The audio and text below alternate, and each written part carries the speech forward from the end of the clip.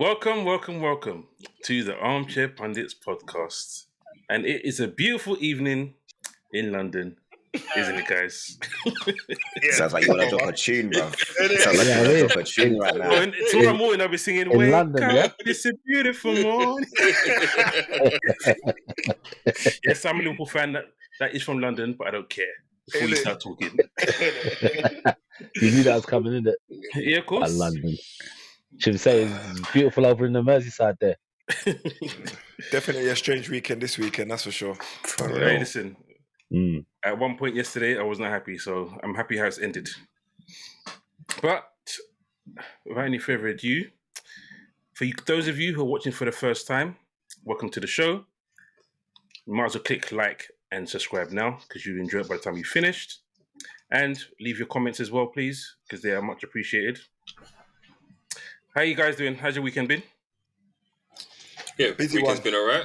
Yeah. Busy. Good, man. Yes, All been good. good. It was Been all good. good. Good weekend. I'm sure you feel the same. Yeah, busy weekend, but good. So,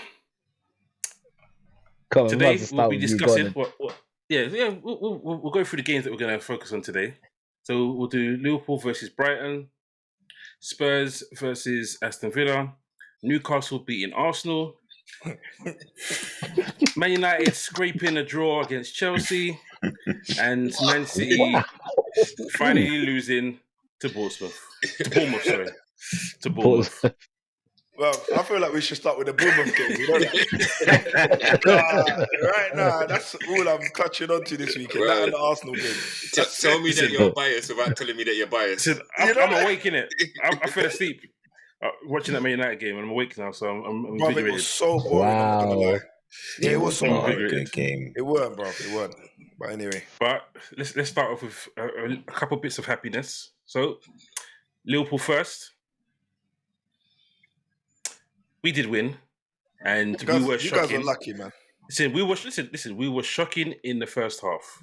There's no two ways Yeah. about it. They They should could have have been killed you outside off. They first could have half. killed you off. Yeah, it should have been Yeah, outside. we You're could right.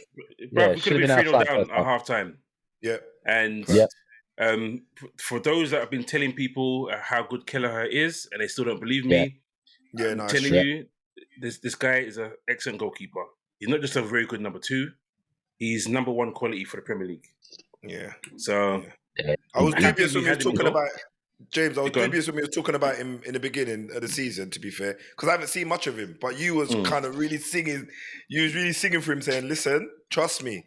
And yeah, there was a couple saves he made over the weekend. I thought to myself, "Wow, okay, there's someone that's been playing, or they're on their job." You know. Listen, we miss Alisson because he's the best in the world, in my opinion. But I'm not like, oh man, there's no Alisson. It's going to be a struggle today. I'm calm because I have no worries that he's in goal. He's not going to make the excellent saves as Alisson will do, but he's not going to let us down.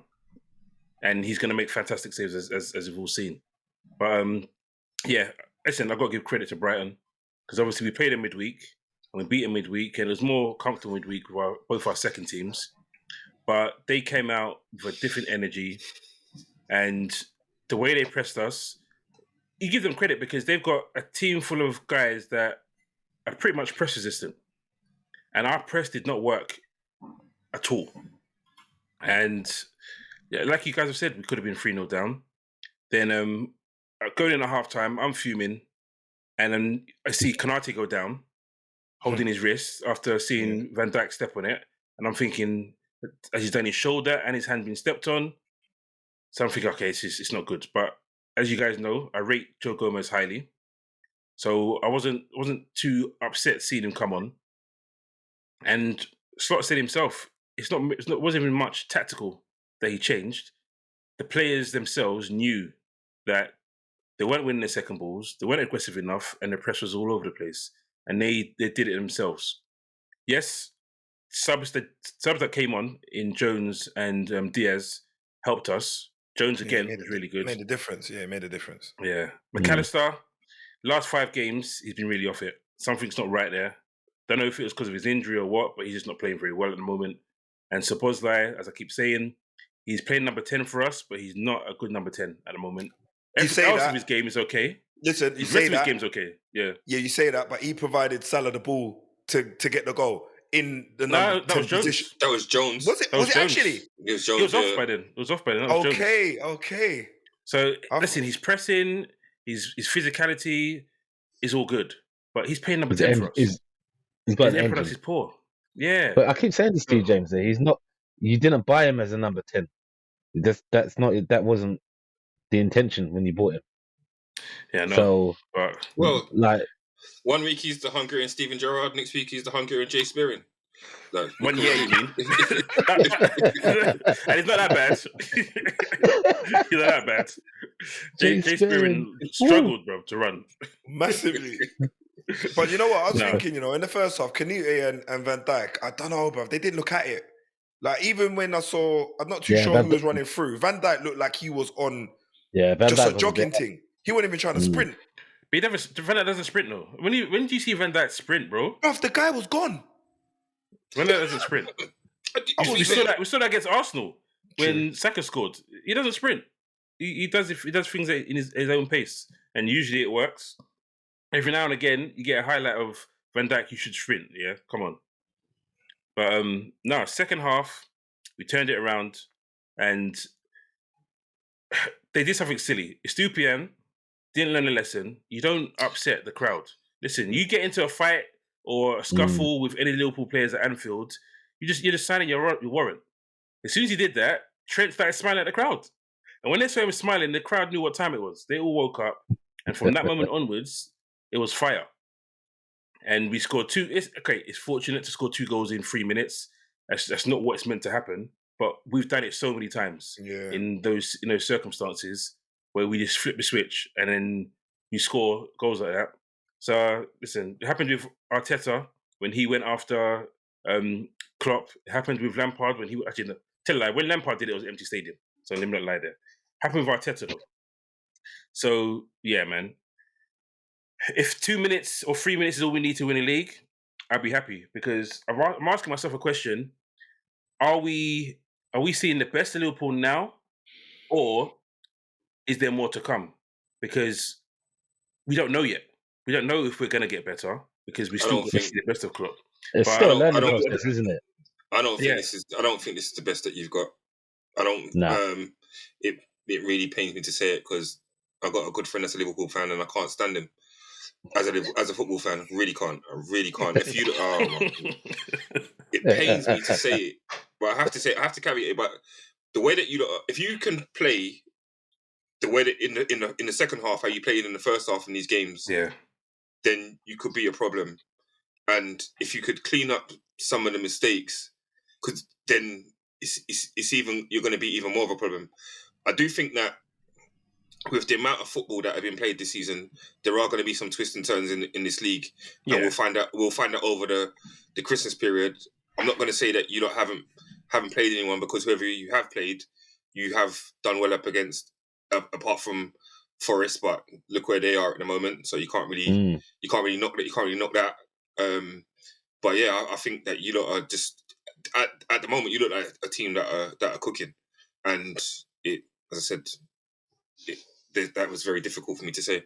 Yeah. The funny thing was, the second goal that you guys scored though, it was scary, bro. Because it was 4 passes. I was like, rah, their man had the ball, they were on the attack, lost the ball because my man tried to do he done some miss kick. Liverpool got it, and then they were in the box. I was like, what?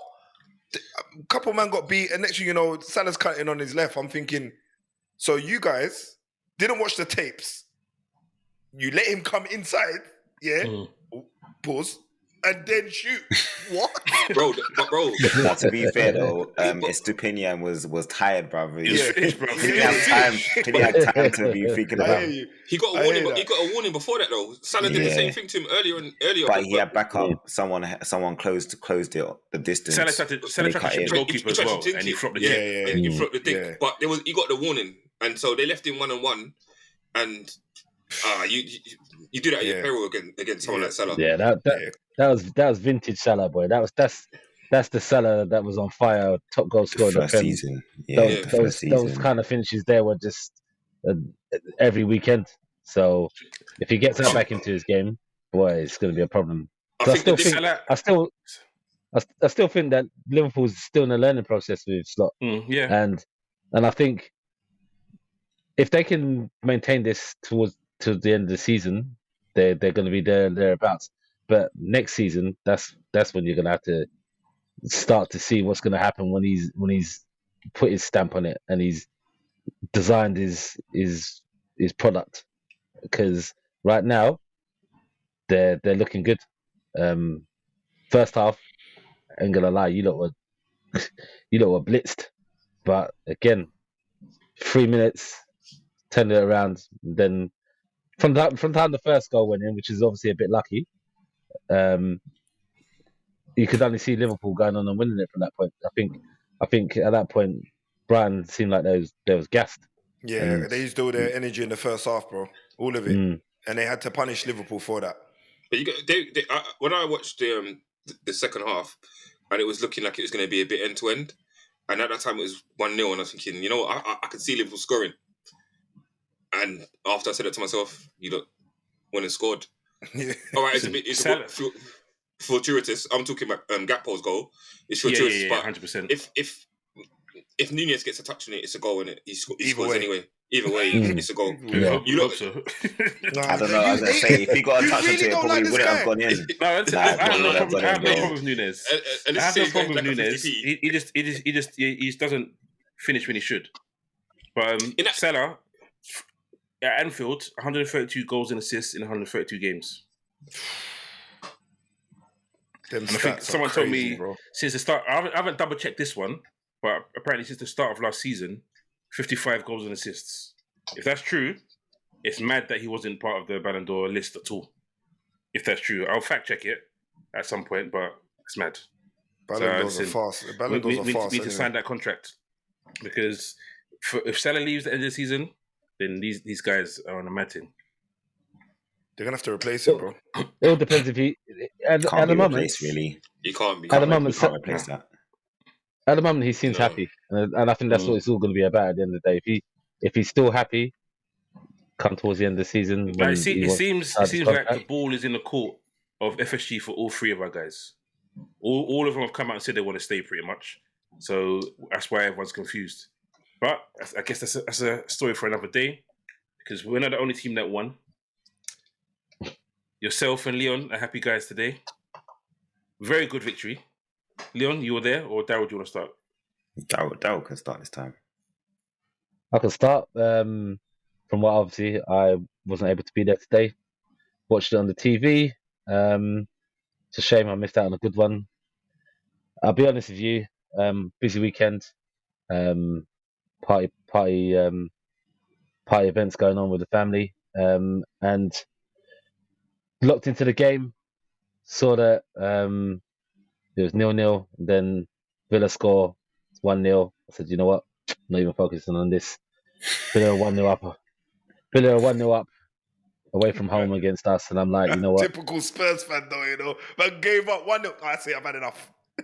I just didn't want it to bring down my vibe and getting me vexed while I was trying to enjoy my party activities with the family. And then when I fit back, it was 3-1, and when I got told it was 3-1, I just presumed it was Villa, but it was us. And then we scored again straight after that, so I got to see that fourth goal. And then when I caught the highlights, it looked like, although we went down, we played really well today. And again, I think Andrews has got to give him some credit with the lineup. Kulusevski had another good game in the 10, and Brenham's hungry for his goal, and Solanke showed what we spent the money on today. We've been impressed with him every now and again, where he's put in performances where his hold-up play has been really good. He's brought other players into the game and created chances for us. But today, he got on the end of chances and scored goals. And I think his finish today showed that he's starting to get his confidence at the club, and it looks like it could be a good signing, regardless of the fee. I think Ange even said afterwards in the interview that with Solanke, we're a better team. So yeah, it's a good result. Happy, put us 2 points behind Arsenal and Villa. And yeah, considering how the season's been up and down for us, that's not a bad place to be. Can I just say So something on Solanke, D? Go on. Honestly, I mean, I think I've been saying it from like the beginning when we've been recording and stuff, and like I'm really impressed with this guy for the last, say, maybe season, maybe just over a season. I'm really, really impressed with him. And even though he started, for Spurs this year, and he's probably not hit the ground running per se, you know what I mean, just coming in with a rack of goals and that, he still looks very positive, very confident when he's playing. He's still making the right choices in terms of runs. You're giving him the ball, he's holding it, or he's doing a little jink to give it off, like one touch or whatever the case may be. He's getting his shots away early. He's doing all the basics that you would want someone that's playing in a number 9 role, and we'll talk about this later, yeah, in a number 9 role very well and doing it consistently. So well done, you guys, man. I think you got a gem there, and I think he's definitely going to pay dividends, bruv. Today, 2 finishes. Obviously, the second one was him running into the box, but either way, it's still a good finish. But the first one was, I like that. Yeah, I like that. And he could have been on the end of Brennan's one as well if Brennan wasn't that hungry for it, which I give credit for him. He attacked the ball. Yeah. I would say with Solanke though, the one thing I'll say with Solanke is when we play poor as a team, he doesn't have a good game. And I know that's partly part of the team, but sometimes you're saying that you want your number 9, your talisman, your goal scorer. Sometimes there's times when you're going to have to be that guy when the rest of the team are playing poor. And I think in games where we have played poor, he hasn't been anywhere on the pitch to be seen. Yeah, he's still. But I think when you guys play poorly though, you don't make chances for him. So that's where it's different for him. If it's a case where you've played poorly but he's missed a glaring opportunity, I haven't really seen that happen. When you play poorly, he's had no chance to even save you guys. So I don't know. That was what I was going to say. I'd agree with that, James. The one thing you could say about Kane is when we had poor games, he somehow find a goal out of somewhere, and it would normally be some kind of chance creation. It ain't like Kane was doing Ronaldo running from the halfway line and scoring by himself. It came from something, but it was just of how much of a nuisance he was in the box. I don't think Solanke is that same level of striker, but at the same time, I think it is about making sure that we can get him in the right position and at least give him the right supply, because when we do, you can see with the goals that him and Brennan Johnson scored, when you put in crosses like that, it's always going to cause problems. If we can continue to do that, then we're going to be in a position to continue to score at the rate that we have. And it's been really positive that we've been able to find this amount of, or create this amount of chances so far in the season. But just looking back on the game, Villa were on just causing a complete disruption today. Like from minute 1, they were about disrupting the flow of the game. They knew that they couldn't afford Tottenham to get into a flow of things. And for the first sort of 45 minutes, well, pretty much the whole of the first half, they were literally going down under the lightest of challenges. They were time wasting. Like Martinez was time wasting from 5 minutes in the game. It was mad. Like I don't know what I mean. I know their game plan was to disrupt, but it was like they weren't even really trying to create too much themselves. I was really surprised at how quiet they were in attack, to be honest. I felt that our defense and the combination of having Sarr in midfield with Bentancur was brilliant today, because you had legs and you had players that are all comfortable being in possession. And to me, that's what made Villa's midfield. We nullified Villa's midfield. Obviously, set piece goal again. Like, we're poor at set pieces. You wouldn't believe that we sacked our set piece coach over a year ago now, but it just beggars belief that we actually don't really do much from set pieces going forward, and we aren't great at defending them either. And it's not just about the goalkeeper, it's about the players around him not protecting him, not doing their jobs, losing track of their men, players getting free headers and whatnot. But the response was because the player that was ended up trying to block off the goalkeeper, which no one was backing him up with, ends up scoring the goal. And it was Vicario managed to make a save, even though he was under that pressure in the first place. It was actually a Exactly. great stop, but no one's there to protect the keeper. Anyway, we responded really well. I feel halftime, we needed to make sure we didn't concede any more than that. But the changes that he made from a positive perspective, not just personnel, it was more about pressing high, and we made sure we didn't give Villa time. We were first to the second balls, and 2 of the goals came from interceptions. And what you have to say is the response from the team is what you want to see from them, and that's the kind of thing that we need on a consistent basis. Like, we can't have games where you play Crystal Palace and no one turns up. You can't have games against Brighton where you're controlling the game and then we end up losing after having a 2-goal lead. Like, we need to be having that consistent pressure, but applying ourselves, imposing the way we play on teams consistently. And you see what we can do when we get it right. Like the 3 goal, I guess the 3 goals came within a 20-minute period, and then Maddison's goal was pretty much, I think Villa just gave up, because if you see the position of the wall, it was too easy for man to curl that round there. They didn't really they needed an extra man on the end, and they just didn't bother. But, even Martinez's positioning as well was suspect. And well, I think it was almost like he he didn't even believe that he would get it over the wall, around the wall. He just didn't. Mama was basically standing on the post. And I think Madison clocked that very quickly, and that's why he took it so quick and whipped it so quick, because he was like, "No, this is too easy. This is like practice. Training. Yeah, this is training. Yeah, this ain't a real match." And it was just the icing on the cake, to be honest with you. It was icing on the cake. 3-1 would have been fine. We'll take 4.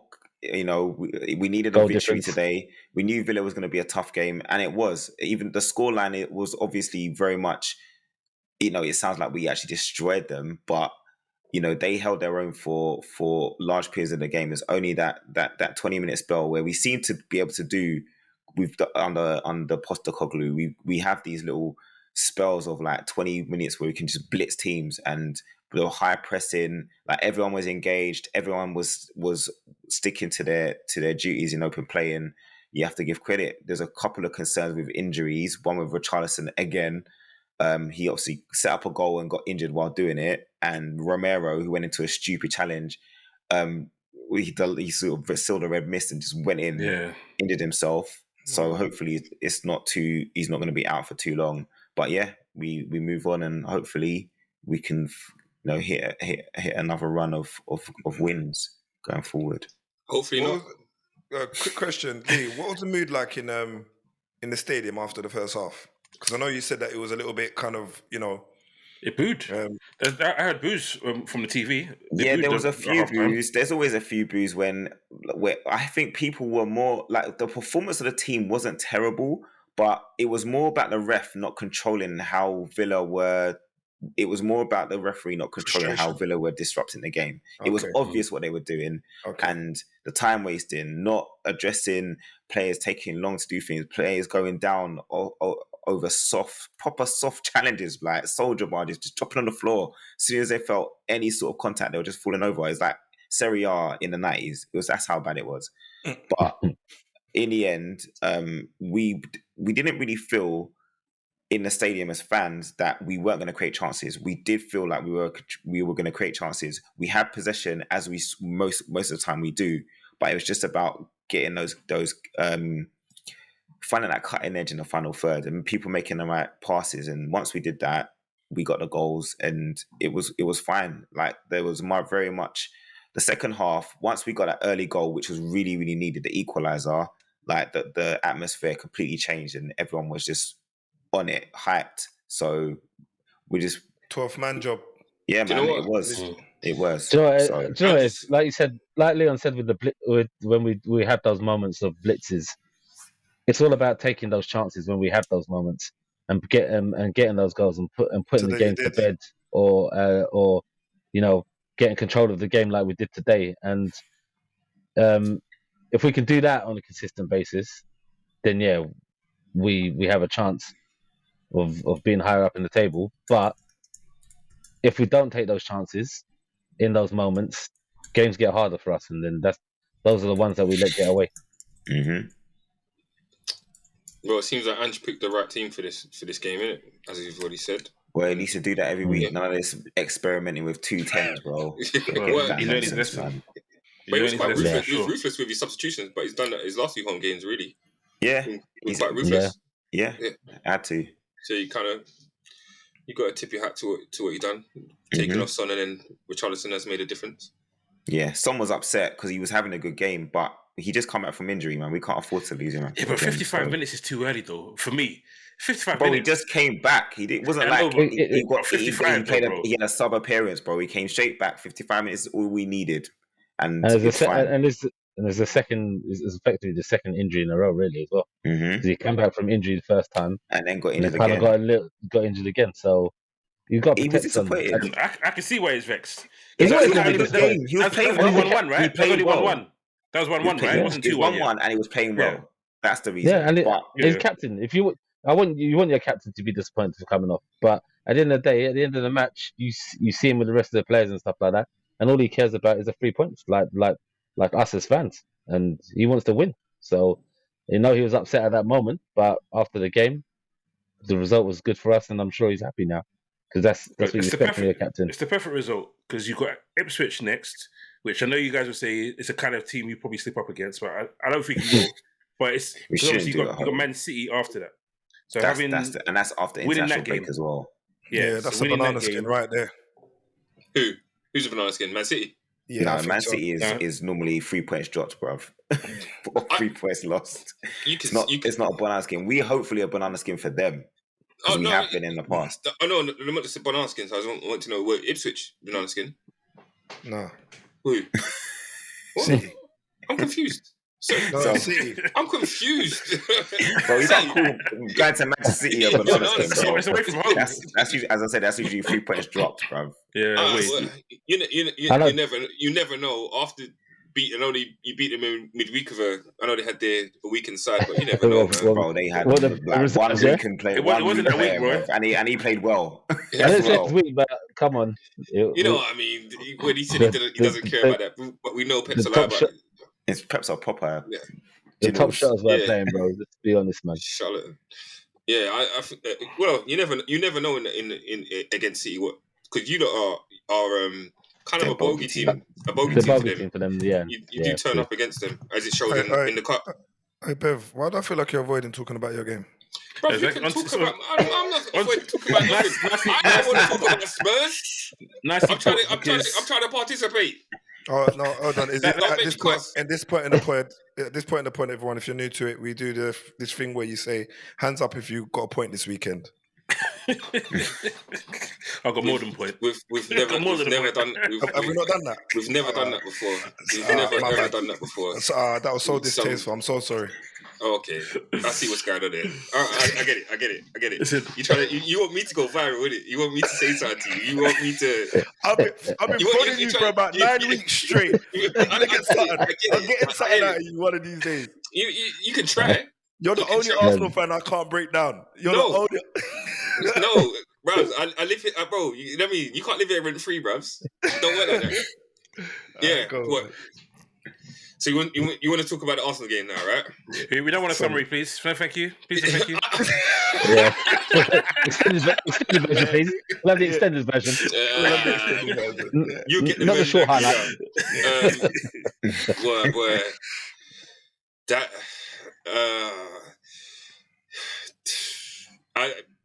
That game was speechless. You know what it is. Where did it start, boy? Yeah. Listen. I'll talk about it, but I'm just. I feel like. I remember last week you said. Arsenal can't spoil your weekend, but when that happens so early in the weekend, it's hard not to. The weekend ain't even started. No, you know what? It didn't. It meant I had to sit through and watch the other games. And luckily enough, everyone else, Man City dropped points. And we see it in hope. When at halftime Liverpool game, when you sit there thinking, yes, my weekend is alright, you know. I was thinking, if this happens, there ain't no way I'm that lucky. There ain't no way. But to be honest, if we had lost, if Liverpool had lost, I think we might have been like 5th If Liverpool had lost and Spurs had lost, because we- Brighton would have gone into the top four. Brighton would have gone above. Yeah, Brighton would have gone above us. So would have Villa. So would have Villa. Yeah. So I mean, it's just it. To be honest with you, Newcastle was set up to beat us. They set up and they knew what to beat us, and they beat us at a canter, which is embarrassing. That team hadn't won at home, or they hadn't won in 5 games, and we turn up there and we were lackluster. I wrote a few. We were lackluster. We were drab. We were. We had no ideas. Man had additives galore, boy. Yeah, bro. Unimaginative. It was vanilla. I think even saying vanilla might be an insult to vanilla. That's how bad it was. Last time I said we were dog water, and this time I haven't even got another word to say how bad it was going forward. I can't. Like for there to be no attacking impetus, they had no ideas. Livramento just he bodied Martinelli. Martinelli got no change out of him. They triple team Saka. I don't understand what Arteta was thinking with playing Kai Havertz nowhere. He wasn't up front. He wasn't in midfield. I don't know where he was. He was floating in he might as well have been on the sideline running along the touchline with the subs. Like a lino. He might as well be doing that because I don't know what his role was in the team. I'm watching my team and it's like they are a bunch of system players with there is no game changer, there is no winner. Apart if Saka can't do nothing else is going to happen. Then you look at the substitutions they're going to make and who they're going to bring on. Exactly the same as what they've got. They didn't. I don't want to sound like a broken record, but what they bought in the summer wasn't good enough. He just set us up to be hard to beat, and then and to be, as everyone said, set piece FC, which is a gimmick, and teams are going to pick up on it. So we set up to be hard to beat and not concede goals, but we're conceding goals. So that if you can't score goals and you're conceding goals, you're struggling. I give my hats off to Newcastle because they set up right with their midfield. Longstaff is a nuisance. Joe Linton is a nuisance. Their goal was a great cross and a great header. Great cross. Perfect. Do you know how good that cross was? No one celebrated with Isaac. They went to Anthony because they knew that ball was pinpoint. It's mustard. Perfect. Mustard. Perfect. But then I'm disappointed. It actually beat the defender and curled back to Isaac to get the glance. It was a disgusting cross. I'm disappointed in that moment. Declan Rice didn't track Isak. He just let him go, and there you go. And then at no point did I think we was going to score a goal. Yeah, you didn't look like a threat going forward at all, to be honest. Yeah. It's interesting though because they gave you all the ball. I'm looking at it: 64% possession, 10 shots, only 1 on target, and it's just. I don't know. I was gonna say it's Newcastle are comfortable doing that though. Yeah, James. they are. They like playing on the counter attack. They enjoy it. Yes, especially at home. At home. But they weren't. Newcastle were good, but in terms of what they scored their goal and then hustled us, and then we just didn't have anything. I feel it seems like we rolled our luck in certain games throughout the season, and that luck has run out. We need a new horseshoe, a new rabbit's foot, and a new 4-leaf clover. Was it too early to start Ranieri in the Odegaard position? Was it too big a stadium? I don't know. I think you got to try something. I know that when he came on, he didn't really have an impact into the game. But then you're asking a youngster to come on and change the game. I don't know. I don't see why you don't start him. I don't. And let him go into it. Start him, giving that confidence, and let him build into the game, like you say. Why not start him so he has some creativity, someone that can possibly unlock a defense? Why I don't know why Ben White didn't start. Okay, he might be injured, or he's coming back from injury. So maybe if you need to change it up in the second half, he can do that. But by not having Party in the midfield, I think it just didn't work. I know it worked against Liverpool, but you're playing against a different team that's going to be set up in a very different way. And I think he got it wrong. And Mourinho isn't the type of player that is going to be a game changer, and that's what I just think it is. We don't have at the moment. There is no game changers or match winners in that team. It's a team that's meant to play well within a system, but with one piece missing, it looks like a completely different team. Yeah. And at the moment, It's a big piece, though. Huge. It's a big piece, though. It is a big piece, but it just seems devoid of ideas. What happened to Fabio Vieira? Is he gone? Yeah, he sent him alone. Okay. Back to Porto. Yeah. So he weren't good enough. But then I don't know. I think the one thing you guys were relying on as well was obviously your fantastic defensive record. And I feel like in the last, 3 or 4 games, that's just gone up in smoke. You guys are letting silly goals in. And I feel like obviously that's having a negative kind of, effect on the way that you guys are now policing that side of the game. Do you know what I mean? From set pieces, you don't look as comfortable as you have been. I know you said people are saying set piece FC, but the last 2 or 3, or even 4 games, I'd say, that I've watched Arsenal play, I'm thinking, these guys don't look as in control as they usually do. And, even to have, all right, cool, the cross was brilliant. And like you said, Declan Rice should have picked up Isak. But Isak's a number 9, bro. He's playing up top. What's Saliba? That's a fair point. I know that Saliba and Gabriel are there, as centre-backs to win that ball. They can see it coming. Yeah. Isak can't be coming and getting that ball, bro. Trust me, I'm going to buck him in his chin, bro. But I'm going up. But We're both going down. He's laid it off. Both of them are watching the ball come in from that side. And he's just seen the gap and run into that gap. But then Rice has seen him and not tracked him. So you got to help out. You got to help out your defenders too. Bro, there's 1 of him and 2 of them. Yeah, but bro, if I see his point. I see his point. If Declan Rice is tracking him, there's now 3 against 1. Declan Rice still ain't gonna get there before Isak, because Isak's already gone. So he either needs to use his mouth and communicate, saying he's coming, or them man need to do what they've been taught to do, which is scan and not just watch the ball, but look at the man beside them and go up. Bro, I'm saying that he's got to protect the guys that he's there, and he's seen it and let it go. You would never, if that was in your team and you watch that happen, if that's Casemiro, you're cussing, bros. You definitely are. You're not going to be happy about that.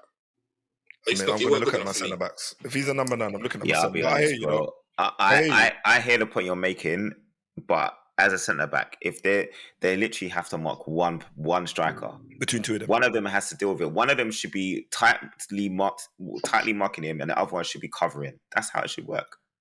From the side that it came in, the first defender on Arsenal's left, he's the man that should be looking to go for the ball, and the right centre back, he's the guy that should be watching the man, because he's got the view of him, watching the man, and either getting to the ball before him or marking him or doing something like that. And basically, like Bevan said, Isak saw the gap, ran into the gap, and it was light work. The ball was great, glanced the header, and that was it. It was 1-0. He's done what a great striker should do. It's true. Timed it between the centre backs. So yeah, you're right. All right, I'm never gonna lie. I had a look at the goal, when you guys were talking, and he literally, it's not even him that passes the ball first. There's a pass. He passes it. There's someone else passes it, and I can see what you're saying. Rice is right behind him, but Daryl's right and Lamont's right. Gabriel, all that's do is look over his shoulder, because he's actually not looking at anyone.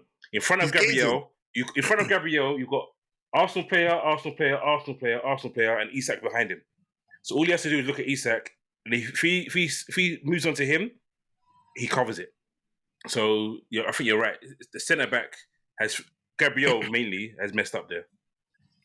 And I don't think that's just from where they was heavily reliant on their defensive structure and how strong they've been at the back. I feel like now they've let a few more goals in than they would really have liked. And they know that some of them have been just from really lack of focus. Now, when you're coming into these games, it's game. Like, Bev, let's be honest. There could have been probably more goals in the game, but that was the one time that they really badly switched off, and then it was in the I back don't of the think there net. could have been any more goals in that game, bro. They couldn't. The XG was That like game wasn't- 0.5. They Nah. didn't really have many chances. All right, fair. There was The last point I'll say on it, I think what it is, when we watched Arsenal last season, how many times were they up early in games? Yeah. Before you even sat down and checked the other scores, Arsenal already scored. So it gave them that extra bit of oomph. Comfort. And other teams were like, here we go again. And it's not happening this season. So teams feel like they're in the game. So they're conceding goals like they went last season. But yeah, we move. Just one more thing, Bevan. yeah. A lot of my Arsenal fan friends have said that it's only away day blues. It's only an away problem. Personally, they say when they're at the Emirates, the confidence is different, and like you don't. What your analysis doesn't suggest that you think it's a bigger problem than that. I think it is a bigger problem than that. Yeah, because I've seen us do some foolishness at the Emirates. There were times where we look better away from home than we did at the Emirates. Sometimes there was times where we was conceding lots of goals at the Emirates. It was away from home that we were better. We didn't concede in games. I just think I don't know. As I said, I'm not trying to be a prisoner of the moment, but I just think that like this tactically and the way things are set up, it's just not what he's trying to do. Just isn't working, and Newcastle was set up to counteract that and beat us and bully us in midfield, and then that's it. It's a quick answer. As you said, we said it last week about 7 points behind, and you thought it'll be done. 7 points behind Liverpool now. Is it done, or are you more? If you were behind Man City, then it'll be done. I don't know. I don't think it's the points. I think it's just the way that we're playing football worries me. And It's not just this game.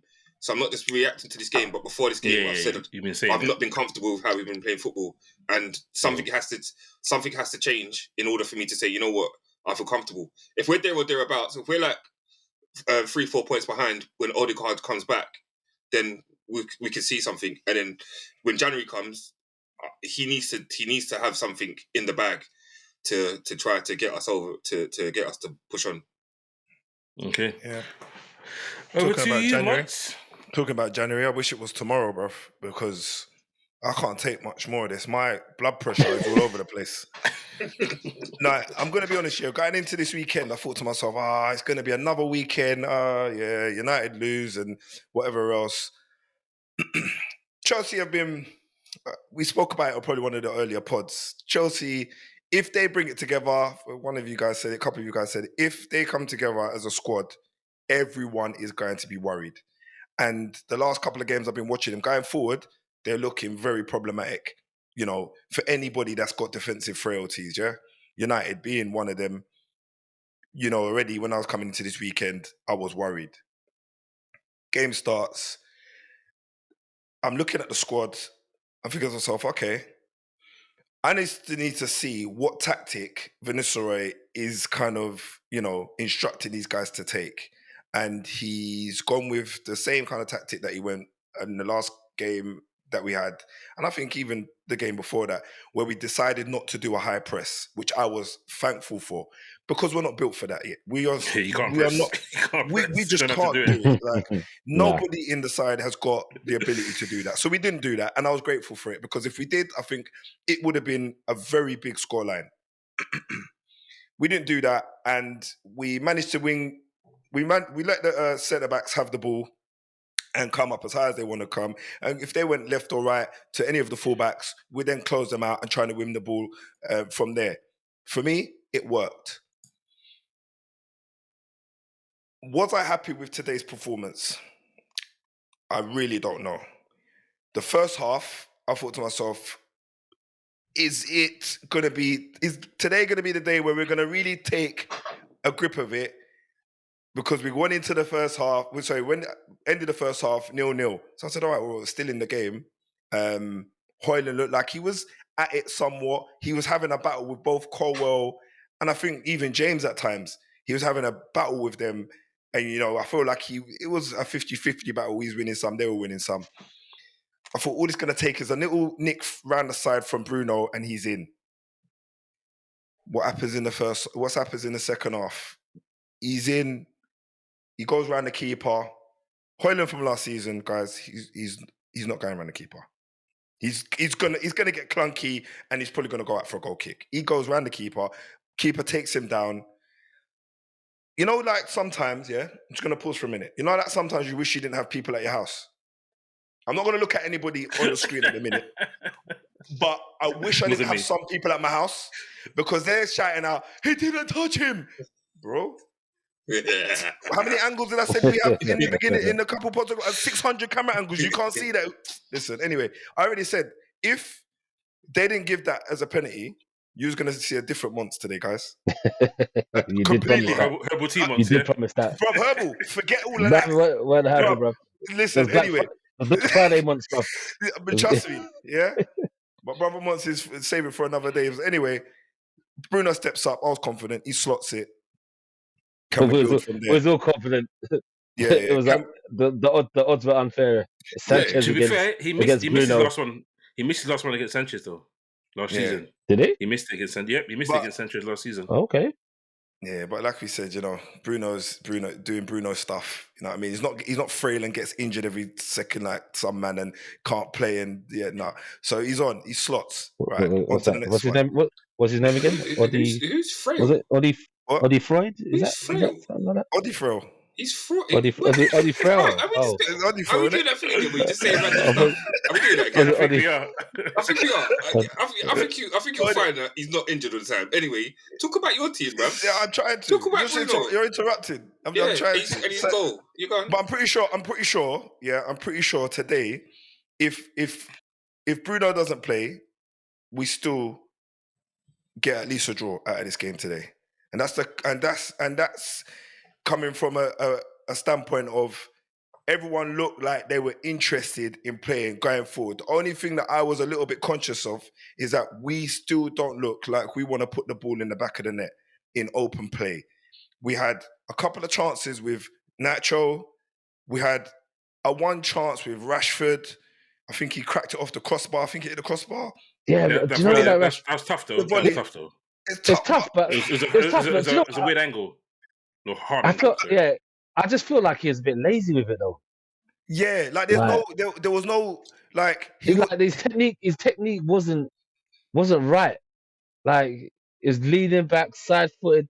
Like he didn't get over the ball. Like that's a hard. If he scores from there, then it's a goal in the month contender. I'm not saying it's easy, but Rashford's got that tech. He can do that, bro. That was a chance. Even Nacho's chance, the second chance Nacho had where he got over the ball and he tried to slice it, yeah? That was a decent chance. Obviously, it was rising and all that kind of jazz. But he could have done anything with it at that moment. But what about Bruno? What about Bruno's chance? Listen. What about it? Where did that end up? In the bleachers, bro. But yeah, I mean, again, I feel like we all need to do shooting practice. I think I've been saying this for a couple of weeks. I think January couldn't come sooner for us because we really need something that's going to make a difference for us up front. I mean, Gokeres, yeah. Gokeres. I said it. What did I say? Did I say it in a week? I said it's not happening anyway. I know it won't. But it's like in January. Me and Liam wanted Gokeres at the start of the season at Tottenham. Did you actually? And we don't know why. Why it didn't happen? There's no reason at that point for us not to be able to have obtained him, personally. And now his manager's gone to United. Yeah, I think it was 70 or 80 million they wanted. Bro, we paid 60 million for Solanke, bro. Come on, man. Yeah, 68, 70 though, is it? You're not going to pay 80. You're not going to pay 70. Levy ain't putting 10 mil in there, bro. He ain't putting 10 on there. Solanke ain't got the same scoring record as Gokeres, bro. Bro, I'm still surprised that we were willing to pay 65 for Solanke, especially with Levy. But it's happened, and he's scored. And obviously saw something, so yeah. But what about Xerxes, bro? No, listen, I'm going to leave him till last. Okay. Listen, I just need to leave him till last, yeah? Seriously. But honourable mention, Caicedo. That goal, yeah? The strike. Bad boy goal. Bruh. Yeah, he couldn't have put it anywhere else. Mudryk obviously steps over the ball or moves his leg out of the way. So it kind of it blindsides Onana slyly. So he probably sees it very, very late. That's why it's beat him on his near post. but I feel like it was a very good strike. It would have been hard. I don't think he's safe here regardless. He's not safe. Did Nah, it remind you? It was Paul quick, bro. Scholes? That was flying. Scholesy-esque. No, nothing like it at all. What do you If mean? that was Scholesy, it would have just, he wouldn't The even have header, bounced. then it's come over, he's volleyed it. No, Back of the nothing like Scholesy at all, bro.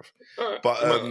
But it was a good goal. I'll give him that. It was a good goal. The game overall for me lacked a lot of quality from both sides. Like going forward, it was really kind of hard to watch. I don't think anybody that's a football fan would have found anything exciting about that game. Do you know what though? There was chances for both teams if they played the right ball at the right times. But this is what I'm talking about quality, though. Like, this is what I'm saying about quality. Like that at this level, you got to remember, Man United and Chelsea were in the Champions League final not too long ago, bro. We're way down the road from there now, and this is what we're producing now. You'd expect, bro, that like, was a long two time teams ago, of this Champions kind. League, bro. No, but I'm just trying to. What I'm trying to express here, yeah. All right, James, with the nodding. Anyway, but what I'm trying to explain here is just, you know how when you're at that level, you should just be able to keep that level or go up and up and up. We've just gone backwards, and I'd argue Chelsea haven't really done much in that time neither.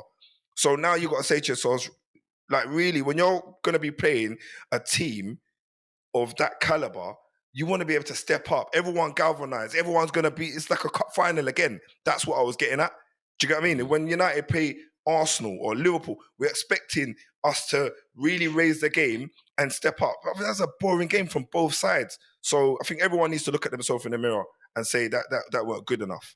Good points and bad points. I feel United. I feel United. I feel United probably shaded it. If I'm honest with you, in my opinion, I think they were the team that had the better chances and looked the more likely to win it, especially towards the end of the game as well. So, what was the problem? Tell me what the problem was. Decision making. Yeah, decision making. Final third. The final third. Look, what's it been for the last 8-9 weeks, bro? This is what I'm talking about. Yes, it's got better, but it's still not good enough. It's still not good. We're 13th. But Chelsea didn't really look like a threat though against you. I understand that, but I'm saying when you're 13th, 14th place, yeah, you need to be killers. You need to be taking every opportunity you have or can to win games, get points on the board, so you can start making your way up the table. We can't be wallowing down 13th place, yeah, and Christmas is around the corner. Like, I'm not really interested in all of that. Like, yes, we might have been the better side, but the score is all that matters, bro. 1-1. You didn't make the most of the game. End of story. Fair result. Yeah, Fair result. It was. Honestly, for the quality that was out there, James, I can't argue that. It was a fair result, but we need to do better. I think you got to look at it like last week you lost. This week, in the coming week, you've had 2 games, you've won and you've drawn, and with a new regime, we don't know what Man United are going to be. You're going through an involution period at the minute. Not everything, things don't always evolve. It's cyclical, and at the moment you're going through your spell of a bad patch, and things might change. You got a new manager coming in, and you will see how the players respond to him. It might have been a bit stinky in moments today, but who's to say that it wouldn't have been worse under? Bev, can you answer me a question? Answer me a question. I just want you to answer me this question. Yeah. Why is Xerxes still coming on the pitch? Because what else are you gonna? Who else have you got? Have you got another guy that we don't know about that you've left in the youth team? Because, I would rather go on, Bev. Go on, say it. Because I'm saying, yeah, you signed this guy and you want him to play. He's not going to get better by staying on the bench. He has to. He ain't getting better on the pitch neither, bro. But brother, listen. Okay, cool, but you can't leave him on the bench so he doesn't have the opportunity to get better or doesn't have the opportunity to gain confidence. Yeah, he's not good, but he's not being played to his strengths. And maybe when he does get played to his strengths, you might see a different player. What's his strength then? Carrying water? I don't know what his strengths are. He's a support striker. He's a support striker. He said himself. He's not a number 10. He's not number 9. Sorry, he's not number 9. So you need to play him with Højlund.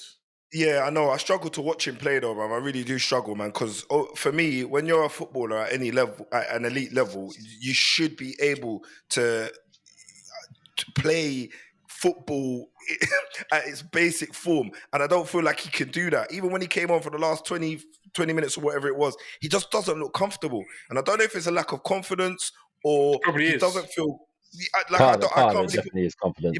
It must be. He's drained big off Man United, and he's excited. And then he's seen what Ronaldo said about their facilities, and he's seen how the team's playing as well. He's thinking, "Come on, man."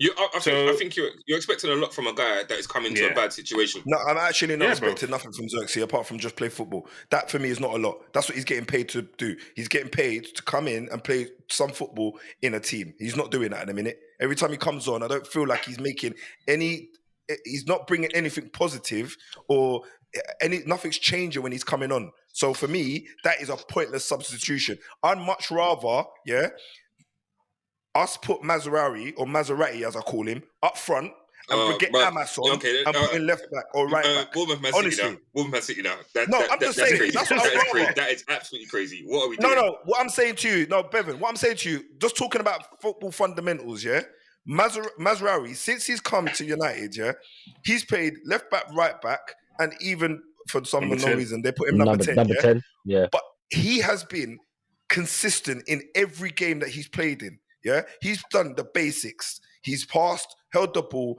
he's released the ball, his movement off the ball. He's done everything very simple.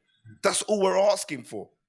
And, I want to end on that very, very good note. Maserati has had, since he's come in, I don't believe he's put more than 1 foot wrong. And, he's a consummate professional. The guy had a heart surgery and then played 20 minutes within the same week. I mean, what? Is that still happening? Because I didn't know players do that these days. The geezer is something else. He's a cyborg. Hello at you, Luke Shaw, bro. Luke Shaw, bro, I lie. But yeah, cool. Anyway, we'll move. On to the next. So, Man City looking shaky. Bournemouth. Semedo, bro. They've beaten Arsenal. They've beaten, obviously with 10 men. They've beaten Man City. You got to give credit to the manager. Huh? Is that a prediction?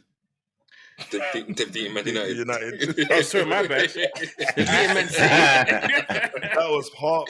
I'm throwing losses out to Man United all the time, bro. Sorry, my bad. Yeah. They've beaten Man City now, and you have to give the man credit because even when we beat them, it wasn't easy, and he's done really well. Since he's taken over there, and we've said it for a little while. Man City don't look right, and yes, they've had the injuries. And when I saw Savinho go down midweek, injured, I was like, okay, he's done his knee or something. The man got stretched off the pitch. Doku, they said, was out until after international break, and I saw them on the bench. I was like, what is going on here? But I thought they're still probably going to get away with it. But Bournemouth just rushed them. They were Pep said we couldn't handle it. The level they played, we could not handle it, and they couldn't. So credit Semenyo. Someone asked me a few weeks ago, Semenyo for Liverpool, and I was like, he doesn't have enough goals and assists. He's a baller. But if he does get that, then he's got the strength and the running capacity to be a threat in the Prem. And it's just game after game, he's looking better and better. And did you see his first goal? Yeah, bro. Do you see his first goal? They cut the ball across the box. The guy took the ball on the back foot and then hit it with his other foot. Bro, he's a winger. It's nice. Yeah, He's a winger and he's doing that in the box against someone like, was it Gabriel? No, it was Ake. I think it was Ake. It was Walker first. Was it Walker? He lost Walker. No, he was from the left. In the centre. But I mean, when he took for his goal though, it was one of the centre backs that were marking him for his goals. My point. So them man, they are. All right. Carry on anyway. Yeah. My point was, he looked very, very comfortable in the middle of the box to bury it. So he would be fitting for any team. My bad. I'm thinking of a different goal. So I'm thinking of something completely different. Different. Yeah, my bad. But turn in the box. My bad. Yeah, it was excellent, bruv. Excellent, man. I mean, the guy's played superb, and he made Carl Walker look average again. I mean, him, Traore. Carl Walker's having a woeful little start to the season. To be fair, he's not playing well at all. He's trying to protect his money, bruv. To be fair, Pep said he hadn't trained for 8 days. Problems though. Yeah, I Pep wonder said he why. hadn't trained for 8 days and he started, so he wasn't expecting to start because apparently fantasy football got killed off because he told everybody that the one person I was going to play, I think it's what Leon told me today. The one person I was going to play He was said Rico Lewis is the only one that can't be rested. He never Then he gets touched it. rested. That's cold. That is cold. But you can't trust that guy, don't man. care for that, bro. Nah, you can't for trust football. You can't trust Pep for fantasy football, bro. He's mind games. Can't trust him at all, bro. He's Nah. mind things all day long. His Haaland, word though, he ain't worth missed. the paper it's Haaland written missed on. the sitter. He missed, I'd say, 2 sitters because it was a hit and he word. hit off the post. But it's like Haaland in his peak, like when he's on job, he's burying that for me personally. 3 yards out, I might even have been closer than that. Bro, Do you know, as we found this weekend. The funny thing was, on Friday, I said to myself, "No, I need to switch captain to Salah." I just feel I wish like I switched it. after Brighton in the midweek, I feel like Salah will do his thing. I just got a funny feeling about Haaland against Bournemouth because when he got rested against us midweek in the cup, I was like, okay, Haaland don't like that kind of stuff. He wants to be consistently out there playing, banging goals. And yeah, you've missed like you said, probably 2 sitters. And it's costly in the end. It's costly for them. I'm glad Bournemouth held on. I'll be honest with you. I'm glad they held on because it would have been a travesty. Because the way they blitzed them that first half, it was City looked We've seen that humble. City story many a time, bro. Yeah, I know. But we're starting to see the same like Arsenal. You're starting to see cracks that we weren't seeing last season, where it just doesn't. There's parts of it just don't look right. Something's not quite a kilt, you know. Teams are being braver against them now, though. But like compared to how it used to be, like there was most of the time a lot of teams would go against Man City and they'll be like, you know what, we're just going to try not to get destroyed, and they'll still get destroyed. Now you're seeing teams be braver and try to actually put some kind of pressure on them, try to play their own game. I mean, we're talking about Haaland. One thing that I have noticed is that when he has to play against teams that play a low block, he does struggle a little bit because he doesn't have space to run into. And that's where Haaland is really, really dangerous. If you give him time and space, he's an absolute killer. But where he's got a back to goal, that's where he's less effective. And teams can kind of like just nibble at him, if that makes sense. They can make sure that it doesn't get a clean first touch and be able to swivel and turn and score and take chances like that. And it seems to me that teams are learning how to play against this type of City team. Obviously, they haven't got De Bruyne and haven't got Rodri, so we'll see what happens when they come back. But, well, actually, Rodri's not coming back this season, is he? No, he's not. He's done for the season. No. So it's going to Kevin's be back, interesting to see when KDB comes back, because right now it doesn't look the same. But look, they were top of the league last week. They're now second. Wow, it's not really that deep. It's a game of fine margins. Like Haaland's miss. What's his name? Foden's miss. Foden had a chance. Yeah, a couple chances. Yeah, and later on. in those fine margins, if you have a goals for you, it goes against you. And this week it went against City. They've been riding their luck for weeks. They've been conceding goals. They should have lost to Fulham. They got, even some of the goals they conceded against Fulham, Ipswich, and stuff like that. If another team comes at you and they're up for the fight, that might be your day. And really, it could have been 3-0 before they scored. Should have been. It should have been. Oh, I can't remember. Yeah. He missed the absolute Semedo. Semedo, bro. No, the keeper. No. The right back. The right back. What's his name? Yeah. I forget his name now. The right back. He had open goal and he just skied it. Yeah. Absolute sitter. So I think that like now as well. To be honest, there was more than that because Ederson made countless saves for City. He did countless saves as well. When you look at the old City teams and the players that they had when Sterling was in his pomp, is Doku necessarily on that level? Because he can be a bit hit and miss. Nah, exactly. Definitely not. Savino looks good, but when they had Mahrez. When they have Mahrez, of course teams are, of course, who's going to attack that team? Yeah, and now they're looking at these players thinking, you're not Mahrez, and you're not Raheem, and Gundogan, you're a bit old now. Like they might go there with a little less respect and a bit more fight and impetus. But it is an aging team, and it's difficult. And as we said earlier, it's difficult to replace world class. They don't have those players all the time, and there are very few of them. I suppose that's another point though. Is the same thing with Arsenal and the same thing with City. They are missing two key creative talismans in their team, so it's going to be different when De Bruyne's back, and it's going to be different when Odegaard's back as well. So, they're both due back after international break, I think. But I said all that to say this: you still can't write them off, though. Yeah, you can't. Nah, definitely not. I've got a question though. It might be early, but with how Arsenal is playing and looking at the league table and seeing the points tally now, is it looking like an old school Liverpool City 2-horse race? No.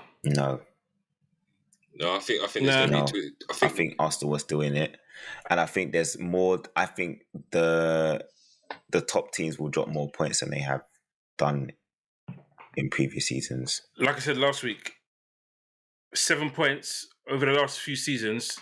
The team that's won the league has been 7 points behind at least in every season over the last few seasons. So if we've been 7 points now, it means nothing, especially if Odegaard is coming back. Bruv, that top, I'm looking at it now, yeah. On a real, that top 8, 9, 10 is very, very close. All it takes is one game, one win, and you're in amongst the crowd again. You know what I mean? Like, top 4, whatever. Nottingham Forest are third at the minute on 19 points. So, I don't think they're good. You've got to give them their flowers. You have to. You have to. Nuno's doing his thing over there. Bruh, I'm telling you now, I don't think the top 4 is a given at the minute, let alone who's going to win the league or come second. Do you get what I'm saying? Like, I honestly don't. It's all going to be about the runs. If you get a little run, a little spell going, pick up 3-4 wins on the bounce, get that confidence going, you just never know. And like you said, Christmas is around the corner. That's going to be a telltale sign for a lot of the teams. See where you are after the festive break. Does anybody feel like Ipswich might get more points this season than everyone expects? No. And I know earlier on I made a little bit of a boo-boo. You had to shut me down. No, bro. Allow it. But to be honest, to be fair, they do have a goal in them, though. They've proved that. More often than they don't. They have got a goal in them, bro. But they just struggle to defend. The last 5 games, draw, loss, draw. Have they scored in every game? Let's have a look. Could that be interesting? No, but they're not beating the teams who are in and around them. Okay, they should have beaten Leicester. They had more than enough chances to beat Leicester. Yeah. They did score against Everton. They lost 2-0 to Everton at home. But the rest of the games, yes, they did score. Their away form is going to be the issue. Yeah, they didn't score, and obviously their XG was 1.2. So they probably had a good couple of chances. And to be fair, when I've watched them play, they don't look boring. To be honest, they don't look boring. Boring doesn't keep you in the Premier League. Playing exciting don't keep you in the Premier League. The point I was leading to, I don't feel like there's many new teams that have come into the Prem from the Championship that really have played not exciting football, but football that you could watch and sit down there and be like, "Rah, these guys are all right," but I don't think they're going to be. Luton kind of did it last year. I don't know though. Luton didn't look that great to me, bro. They look very played some good football though. They play some good football. And Burnley shot himself in the foot every single game as well. Yeah. Too many mistakes. But yeah. It's been a good show, guys. Thank you once again. We've come to the end. And 1 week into international break. So hopefully next week we'll finally get a full house. I think we're not playing each other, are we? So I don't so hopefully we'll get a full house next week with all of us winning. But I'd like to say thanks for watching, guys. Don't forget to like, subscribe, and to share, and to leave your comments, and catch us next week.